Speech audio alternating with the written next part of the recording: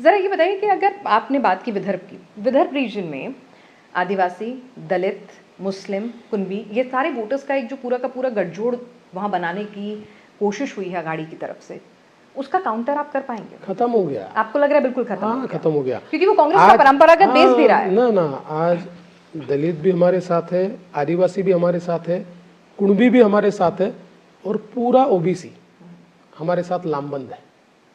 और अगर हम बात करें मुंबई रीजन की, मुंबई थाने ये पूरा का पूरा, यहाँ पर पिछली बार प्रदर्शन अगर देखा जाए मराठवाड़ा, यहाँ पर भी बहुत ज़्यादा आप कहें कि अच्छे नतीजे नहीं आए थे, जबकि खासतौर से बीजेपी के लिए कहा जाता है कि जब अर्बन बेल्ट की बात आती है तो वहाँ पर आप लोग ज़्यादा अच्छा परफॉर्म करते हैं।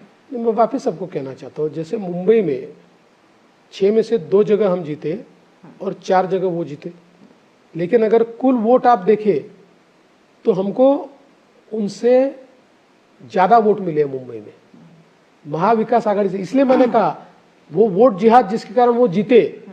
आप ईशान्य मुंबई की सीट देख लीजिए, एक मुस्लिम सीट के भरोसे जीते। आप सेंट्रल जहां पर नॉर्थ सेंट्रल की बात कर लीजिए, एक मुस्लिम सीट के भरोसे वो जीते।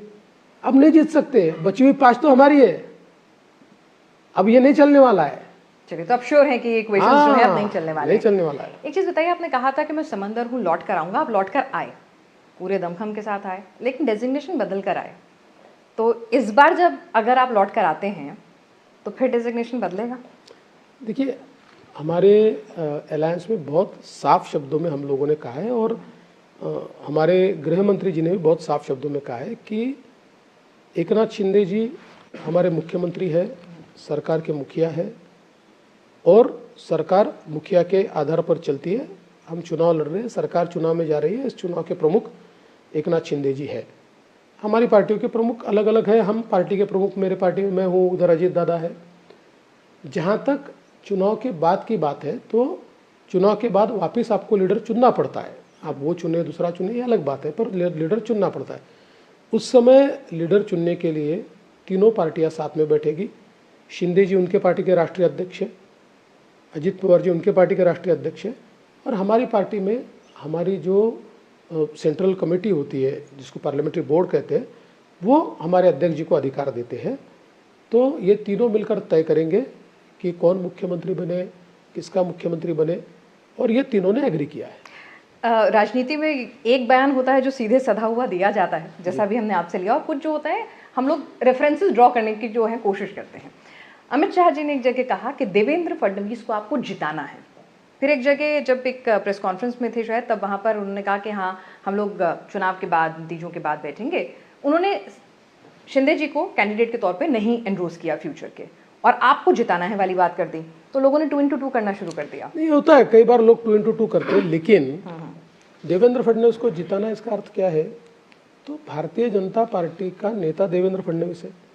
भारतीय जनता पार्टी की सीट पर वो जब गए, हमारे कैंडिडेट का प्रचार करने के लिए जब वो गए, तो उन्होंने कहा बीजेपी को जिताओ, कैंडिडेट को जिताओ, देवेंद्र फडणवीस को जिताओ। इसका मतलब है भारतीय जनता पार्टी को जिताना। देवेंद्र जी, आपने पार्टी को जब जरूरत थी तो आपने त्याग किया। नंबर 1 के बाद नंबर 2 बनना आसान नहीं होता, बाहर जाना आसान होता है, नंबर 1 के बाद नंबर 2 पे वहां बने रहना और किसी और को नंबर 1 पे देखना, this is not humanly and practically very easy thing. आपने वो पार्टी के लिए त्याग किया।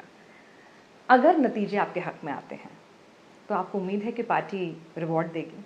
देखिए, मैं पहले ही आपको बोल देना चाहता हूँ कि मैं किसी रेस में नहीं हूँ, इसलिए कोई अवार्ड और रिवॉर्ड नहीं। मुझे महाराष्ट्र के चुनाव में, देखिए लोकसभा में भी मैं महाराष्ट्र का चुनाव लीड कर रहा था और महाराष्ट्र में हमारी हार हुई और बीजेपी का परफॉर्मेंस ठीक नहीं रहा।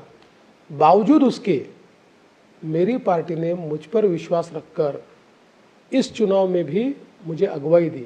इससे बड़ा रिवॉर्ड क्या हो सकता है? और इससे बड़ा संकेत? नहीं, ये रिवॉर्ड है, ये कोई संकेत नहीं है, यही रिवॉर्ड है। मुझे लगता है कि ये पार्टी लगातार मेरे पीछे खड़ी हुई है और इसलिए इससे अब कोई और ज़्यादा अवार्ड मिले, रिवॉर्ड मिले, ये मेरी मानसिकता भी नहीं है।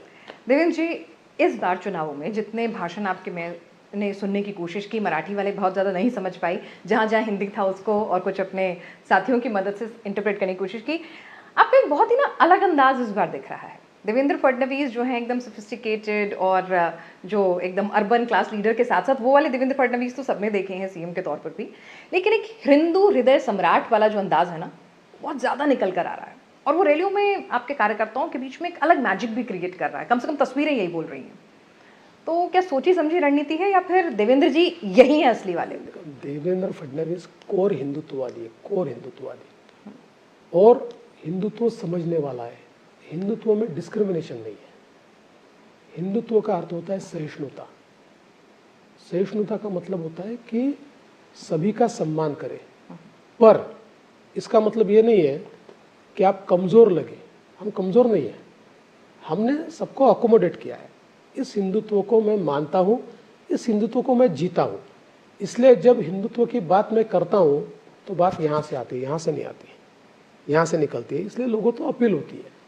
और मैं वापस कहता हूँ, चिन्हित सीटों पर जहाँ जवाब देने की आवश्यकता है वहीं यह जवाब जाता है।